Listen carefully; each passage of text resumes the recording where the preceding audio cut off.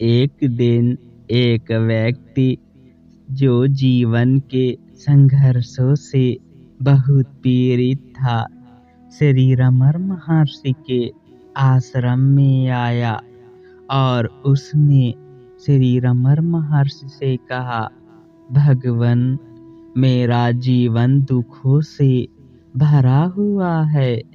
मैं इन दुखों से कैसे मुक्त हो सकता हूँ? श्री रमण महर्षि अत्यंत शांत स्वर में बोले, दुख का आधार मैं और मेरा है। जब तक मैं और मेरा की पहचान है, तब तक दुख रहेगा। भगवान, यह कैसे संभव है कि मैं और मेरा दुख का आधार है? दुख का मूल कारण तुम्हारी अहम भावना है, जो मैं और मेरा के रूप में प्रकट होती है। जब तुम कहते हो, यह मेरा शरीर है, यह मेरा घर है, यह मेरा परिवार है, तो तुम एक सीमित पहचान बनाते हो। यह सीमित पहचान इच्छाओं और अपेक्षाओं को जन्म देती है। जब ये इच्छाएं पूरी तरह नहीं होती, तो दुख उत्पन्न होता है। यदि तुम मैं और मेरा की धारणा छोड़ दो, तो तुम स्वतः दुख से ऊपर हो जाओगे। एक आदमी रात के अंधेरे में रस्सी को सांप समझ बैठा और भयभीत हो गया। वह भागने लगा और चिंतित हो गया, लेकिन जैसे ही उसने प्रकाश जलाया, उसे पता चला कि वह केवल एक रस्सी थी, सांप नहीं। उसी प्रकार मैं और मेरा का अहंकार अज्ञान के कारण है।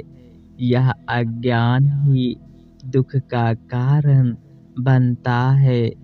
जब तुम ज्ञान प्राप्त करते हो और अपने वास्तविक स्वरूप को पहचानते हो, तो मैं और मेरा की गलत धारणा समाप्त हो जाती है और दुख भी समाप्त हो जाता है। भगवान, यह मैं क्या है और इसे कैसे समझें तथा समाप्त करें? मैं केवल एक विचार है। यह विचार शरीर और मन से अपनी पहचान जोड़कर एक सीमित अस्तित्व बनाता है। आत्म विचार करो और पूछो, यह मैं कहाँ से आता है? जब तुम मैं के स्रोत का अनुसरण करते हो, तो यह विचार अपने मूल में विलीन हो जाता है। मैं का असली स्वरूप शुद्ध चेतना है। जब तुम अपने भीतर शांति और ध्यान से देखते हो, तो मैं की सीमित पहचान समाप्त हो जाती है। सूर्य हमेशा आकाश में चमक रहा है, लेकिन कभी-कभी बादल उसे ढक देते हैं। सूर्य की तरह तुम्हारा आत्मा हमेशा शुद्ध और आनंदमय है, लेकिन मैं और मेरा के विचार बादलों की तरह इसे ढक लेते हैं। जैसे ही ये विचार हटते हैं, तुम्हें अपनी शुद्ध चेतना का अनुभव होता है। यही दुख से मुक्ति है। भगवान, मेरा के बिना जीवन कैसे संभव है? क्या मैं सभी चीजों का त्याग कर दूं? मेरा का अर्थ है स्वामित्व की भावना। यह स्वामित्व एक प्रकार का भ्रम है। तुम्हारे पास कुछ भी स्थायी रूप से नहीं है। जो कुछ भी तुम्हारा लगता है वह एक दिन छूट जाएगा। त्याग का अर्थ बाहरी चीजों को छोड़ना नहीं है, बल्कि स्वामित्व की भावना को छोड़ना है। यह समझो कि यह संसार केवल एक स्वप्न है। जब स्वप्न टूटता है तो मेरा का विचार भी समाप्त हो जाता है। एक बच्चा अपने खिलौने से बहुत लगाव रखता है।